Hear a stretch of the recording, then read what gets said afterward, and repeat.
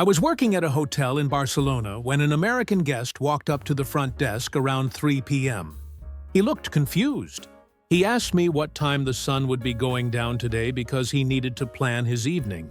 I told him it was October, so sunset would be around 6:30 p.m. He said, "No, I mean, what time does the government shut off the sun here?" I just stared at him. He was dead serious. He thought someone controlled when the sun went down in different countries. The other guests started laughing. That moment right there, that's why the world doesn't trust Americans. Another time, I watched an American tourist in Rome try to use the bathroom at a cafe. The sign said water closet with the letters WC. He looked at it for a full minute, then asked the staff what WC stood for. The barista said, water closet. And the American said, "Oh, so like a closet that's full of water? Where do I go to actually use the bathroom?" The entire cafe lost it. He thought there was an actual room full of water somewhere. I've got this friend who traveled to Germany for work. On his first day, he went to a bakery and asked for a croissant in English. The baker didn't understand. My friend got frustrated and said louder, "Croissant, like volume would somehow make her speak English." She still didn't get it. Turns out, croissants aren't really a German breakfast thing. The baker was confused because he didn't sell croissants. My friend had been in the country for 4 hours and was already upset that a German baker didn't speak his language or sell French pastries. That's the energy the world sees from us. Then there's the time my sister went to London. She's American. She walked into a pub and asked for the bathroom. The bartender pointed to the door. She came back 5 minutes later asking why there was no toilet in that closet. Turns out, the door meant a door that led to actual bathrooms. But she thought he was joking and just pointed at a broom closet. She'd stood there in a dark closet looking for a toilet while people watched through the pub window. I'm not making this up. This is real life. These aren't just funny stories. These are proof of something bigger. The world doesn't trust Americans to understand basic stuff anymore. Not because we're bad people, but because our reputation for not paying attention has built up over decades. We assume everything will work like it does back home. We expect everyone to speak English. We get annoyed when things are different. We don't do research before traveling. We trust that convenience is a universal value. And every single time we travel somewhere, we reinforce that stereotype. The thing is, most of the world speaks some English, uses the internet, and knows about America. But they've also noticed that Americans often don't know anything about them. We don't know their capitals. We can't find their countries on a map. We don't know their basic customs. Yet we show up as tourists, acting confused and frustrated when things aren't like home. It builds resentment. And honestly, they have every right to be skeptical. Today, I'm going to tell you stories from across the world. Stories about Americans abroad who didn't realize how much they were confirming every single doubt that foreigners had about us. These are real moments, real people, real consequences. And by the end, you're going to see exactly why the world has stopped trusting Americans to leave the house without a guide. Let me start with tipping, because this is where most international problems begin. I worked with this American couple in Paris. Paris isn't a tipping culture. The service charge is built into your meal. But this couple had just landed and didn't know that. They went to a restaurant, had a nice dinner, and left a 25% tip on the table. The waiter chased them down the street. The American guy thought the waiter was angry about something bad. Nope. The waiter was confused. He said, "Monsieur, you left too much money." The American said, "That's how we do it in America." The waiter said, "This is not America." That simple sentence hit different, because it's true. And the American guy had to accept that his system doesn't work everywhere. The thing about Americans and money is, we think big tips mean good service everywhere. But in most of Europe, waiters have wages. They don't depend on tips to survive. When an American leaves 20%, locals think they're either showing off or confused. One of my friends told me about going to Spain and watching an American tourist physically argue with a waiter about tipping. The American wanted to add a tip on his credit card. The waiter kept saying it wasn't necessary.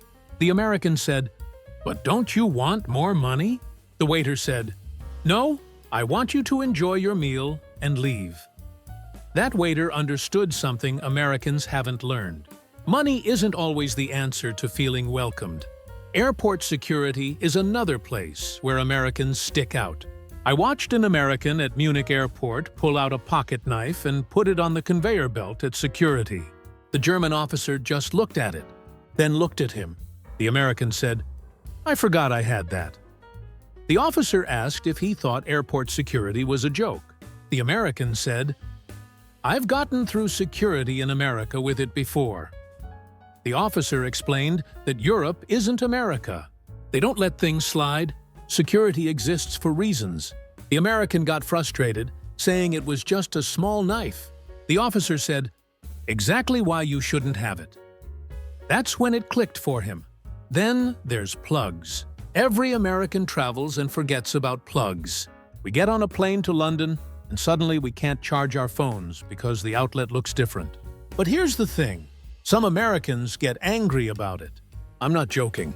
I watched an American in a Tokyo hotel call the front desk upset that his charger didn't fit. The staff offered him a plug adapter. He said, "Why should I have to buy something? Why doesn't Japan use American outlets?" The staff member explained that America is one of the few countries using that outlet style. America chose to be different. The American guy said, "Well, that seems stupid." The front desk worker was so patient. She just said, "This is our country. We're not going to change our outlets for visitors." But that American left a bad review about the hotel because of the plugs. The plugs, trains are where things get really interesting, though. I have this friend who took a train from Amsterdam to Berlin. She's American. She didn't know that in Europe, you need to stamp your train ticket at the station before boarding. So she got on the train without stamping it. A ticket inspector came by and asked to see her ticket. She showed it to him. He asked if she'd stamped it. She said, "Stamp it? Like with a stamp?" He said yes. She said, "No one told me that." He explained that it's posted everywhere at the station. It's in multiple languages. It's a basic rule. She said, "In America, you just get on." The inspector said, "This isn't America." He didn't fine her, but she felt so embarrassed. She said the whole train was looking at her like she was the reason Americans have a bad reputation. Hotels are another gold mine. I worked at a boutique hotel in Vienna and had an American guest get upset because his room was smaller than he expected. He said, "In America, hotel rooms are way bigger." I showed him the room description online. It clearly said, "Compact European room." He said, "Yeah, but that's not the real size." He was genuinely shocked that a room in Vienna wasn't built to American standards. He asked if we could move him to a bigger room. I showed him the pictures of all our rooms. They were all similar. He asked why our hotel was designed so small. I said, "This is Vienna. Space is limited. This is normal here." He left a 1-star review saying the hotel was overpriced for small rooms. But he'd booked based on pictures. Pictures that showed exactly what he got. The payment methods thing is wild too. An American at a Swiss restaurant tried to pay with a check. An actual check. The server looked confused. She said, "I'm sorry?" He said, "I'll write you a check." The server explained that Switzerland doesn't really use checks anymore. He said, "Everyone uses checks." She said, "Not here. Do you have a card?" He got frustrated and said, Switzerland was backward. He kept using the word backward, like their system of moving to electronic payment was somehow primitive. Switzerland has one of the most advanced economies in the world, but an American was calling them backward because they didn't want to take his check. One more story from this section. A friend was at a cafe in Copenhagen. An American tourist asked the waiter where the refills were. The waiter said, "They don't do free refills." The American said, "No refills? Ever?" The waiter said they charge for each drink. The American said, "That's crazy. You're going to lose customers." The waiter said, We're doing fine. But the American couldn't let it go. He said free refills were basic customer service. The waiter said, "In Denmark, we believe if you're still thirsty, you order another drink. You pay, we provide. That's honest business." The American said that was the worst business model he'd ever heard. He left and posted online about how overpriced European cafes are. But the cafe is still there, still doing great, still not offering free refills, and still not trusting American tourists to understand their system. Geography is where things get embarrassing. I have a cousin who traveled to Thailand and kept asking people where Thailand was on the map. She knew she was there, but she wanted to see where the country was located relative to other places. A local tour guide showed her. She said, "Oh, so Thailand is in China?" The guide said, "No, Thailand is Thailand. It's next to China, but it is its own country." She said, "So it's like a state?"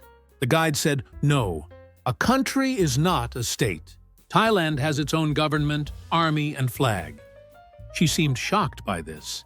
She asked, "How many countries are in Asia?" The guide said, "There are about 50. She said, "I thought there were like 10. That tour guide probably tells that story at every dinner party. The history confusion is worse. I watched an American at the Berlin Wall Memorial ask a German tour guide, "So when did they build the wall here?"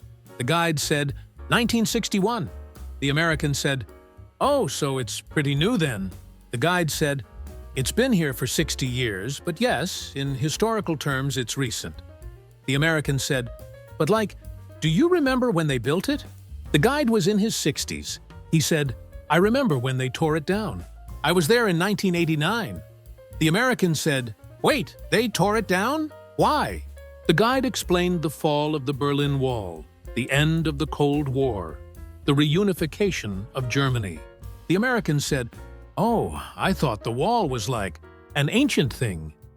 He'd been to a major historical site without knowing literally anything about what happened there. My sister met an American at a hostel in Rome who didn't know why Rome was called Rome.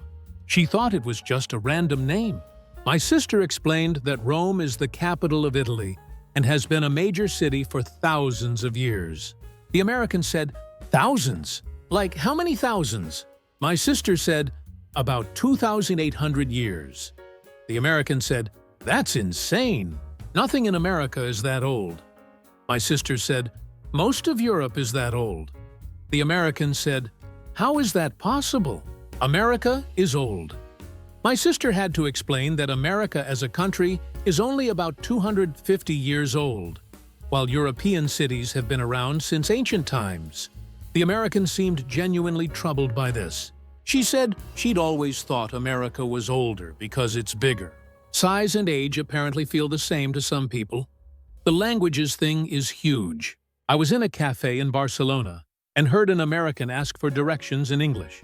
The local said he didn't speak English. The American repeated the same words louder. When that didn't work, he said, "You live here. You should speak English."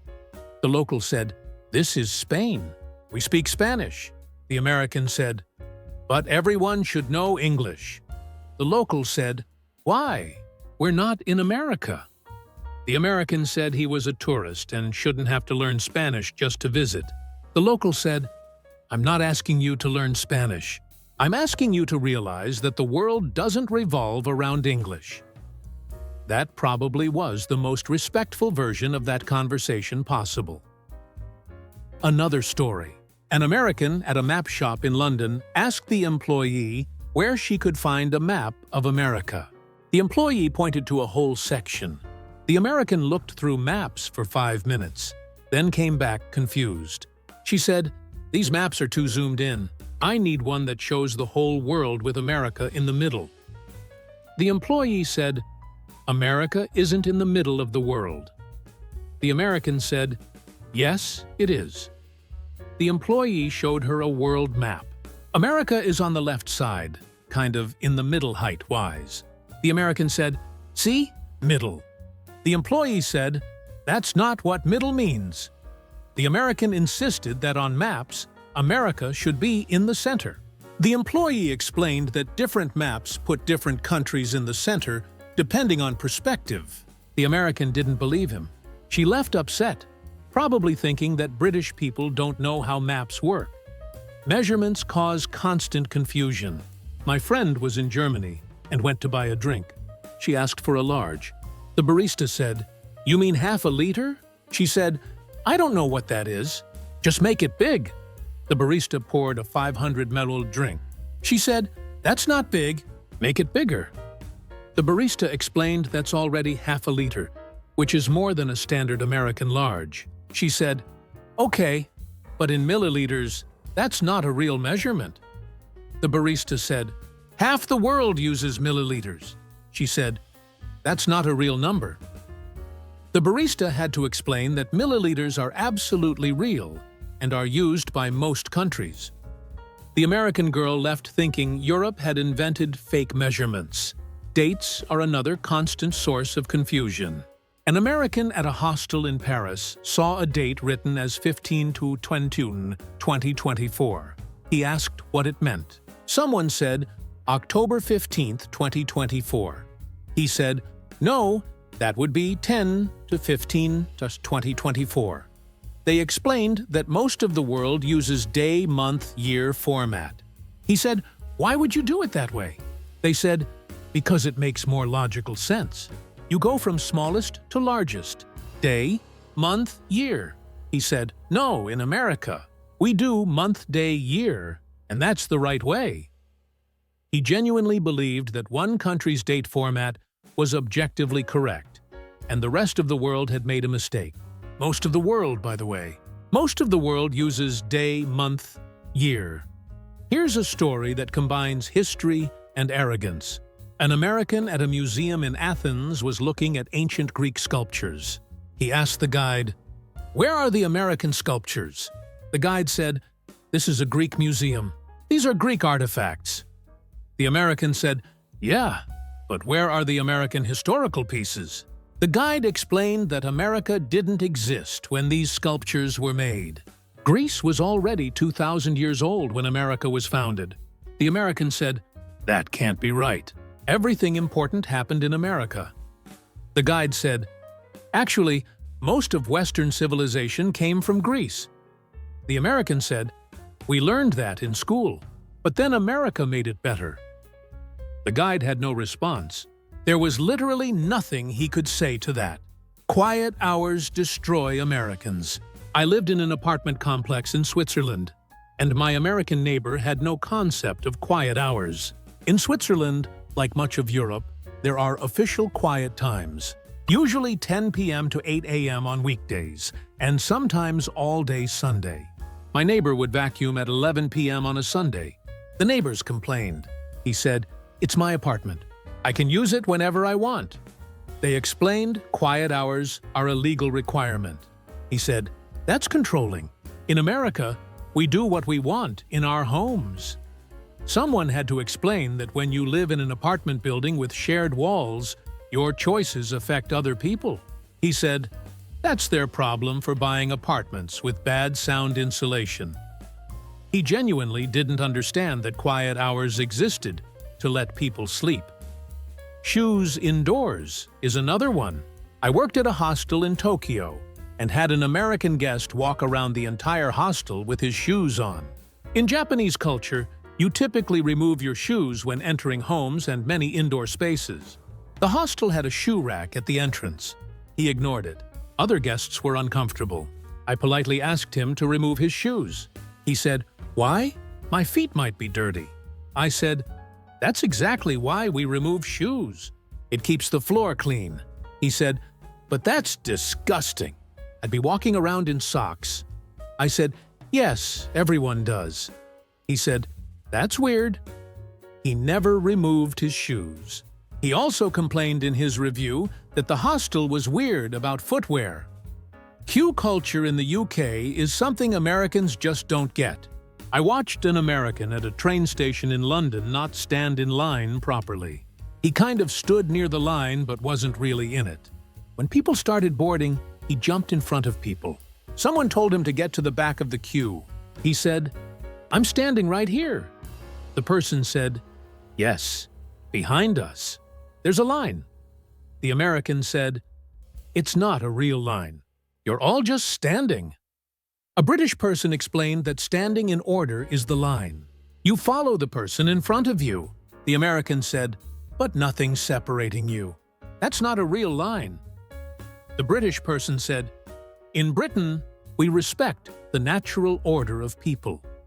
The American argued for a solid minute that a line didn't exist without barriers. Food etiquette is where Americans make the most mistakes. I was at a restaurant in France with an American friend. He ordered a steak and asked for it well done with ketchup. The waiter physically paused. He said, "You want to cover a good steak with ketchup?" My friend said, "I always eat steak with ketchup." The waiter said, "In France, we cook the steak perfectly, so you can taste it." My friend said, "I know what steak tastes like. I want ketchup." The waiter came back with the steak. My friend asked for ketchup. The waiter said, "We don't have ketchup." My friend said, "Every restaurant has ketchup." The waiter said, "This is a French restaurant. We have French condiments." My friend said this was the worst meal he'd ever had. Not because of the food, but because there was no ketchup. He left a bad review. Breakfast is another food battle. An American at a hotel in Vienna ordered breakfast and was upset that it wasn't hot breakfast. The continental breakfast included bread, cheese, eggs, and fruit. He said, "This is cold."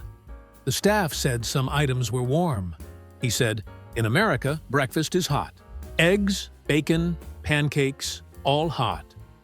They tried to explain that European breakfast is different. He said, "Different doesn't mean better." He demanded they make him American breakfast. The chef said that's not what the hotel serves. The American said, "You're in the hospitality business. You should adapt to customers." The staff explained that customers choosing their hotel know what breakfast is offered. He'd read the description. He booked anyway. Now he was complaining. The hotel manager had to ask him to leave. Tipping again, but different scenarios. I watched an American at a Thai street food stall try to leave a tip. The vendor said, "No tip." The American said, "No, take it. You did great work." The vendor said, "I'm just cooking noodles." The American insisted. The vendor became uncomfortable. She said tips make her feel weird. The American said, "That's how we show appreciation." She said, "In Thailand, we appreciate through customers coming back." The American left the tip on the table and walked away. The vendor actually ran after him. She gave him the money back. He took it as an insult. Haggling is interesting too.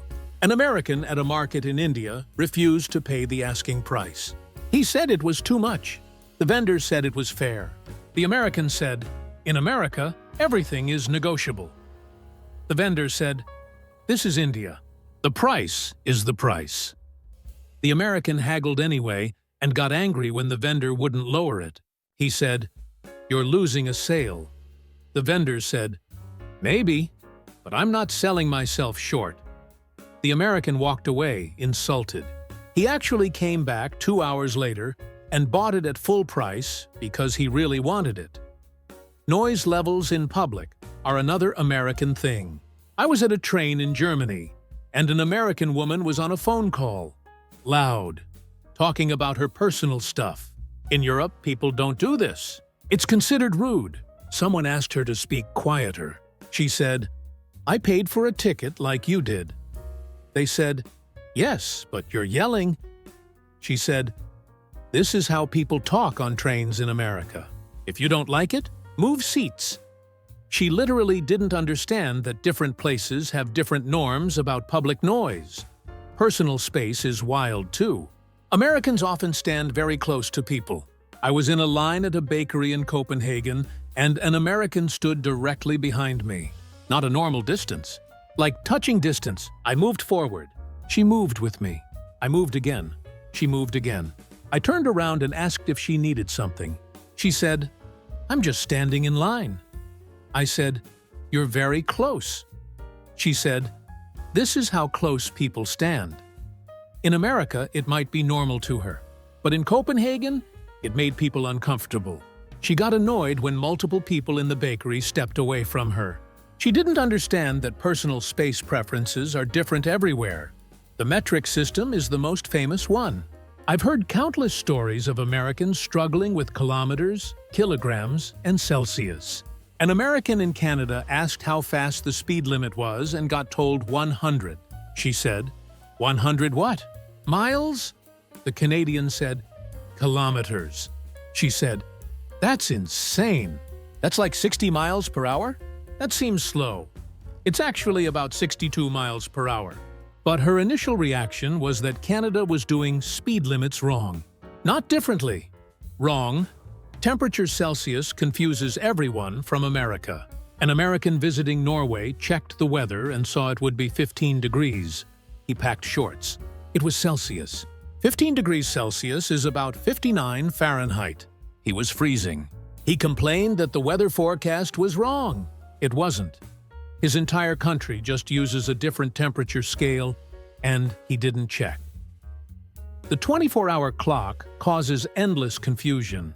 An American saw a time listed as 19 and didn't know what it meant. Someone told him it was 7 p.m. He said, why not just say 7 p.m.? They said, because the world uses 24-hour time. He said, that's confusing. They said, actually, 12-hour time is more confusing. He said, not in America. He didn't see the irony. Credit card chips are funny. Americans are used to swiping cards. Europe moved to chips years ago. An American at a shop tried to swipe. The card reader didn't work. The clerk said to insert the chip. The American said, why? The clerk said, it's more secure. The American said, but swiping works fine. The clerk said, not here. The American acted like Europe had made cards worse just to be difficult. Even toilet paper placement causes international incidents. Americans are used to toilet paper over the roll. An American guest at a hotel in France complained that the toilet paper was placed under. He said it was wrong. The hotel staff explained that some people prefer it under. He insisted over was correct. He literally complained to management about toilet paper placement. The world doesn't trust Americans because sometimes we complain about toilet paper angles instead of just using the toilet paper. Here's the truth about why the world doesn't trust Americans to leave the house. It's not because we're bad people. It's because we've built a reputation of expecting the world to work like America works. We get angry at differences instead of curious. We complain instead of adapt. We assume our way is the only way. And we do this repeatedly, in front of locals, on cameras, in reviews, everywhere. When you travel to someone else's country, you're a guest. You're entering their system, their culture, their way of life. Most of the world understands this, but Americans often travel like we're exporting our standards. Like other countries should have done things our way. Like their systems are broken instead of just different. The world doesn't hate Americans. They just don't trust us to visit without causing problems.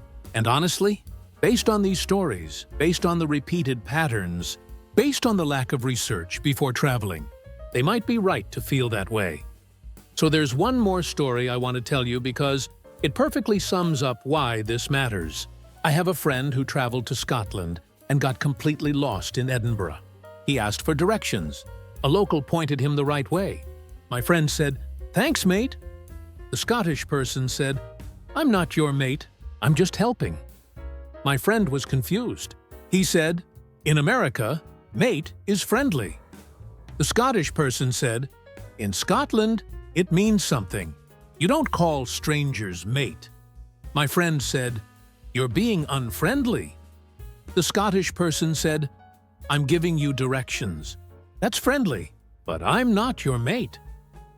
My friend left thinking Scotland was cold and unfriendly.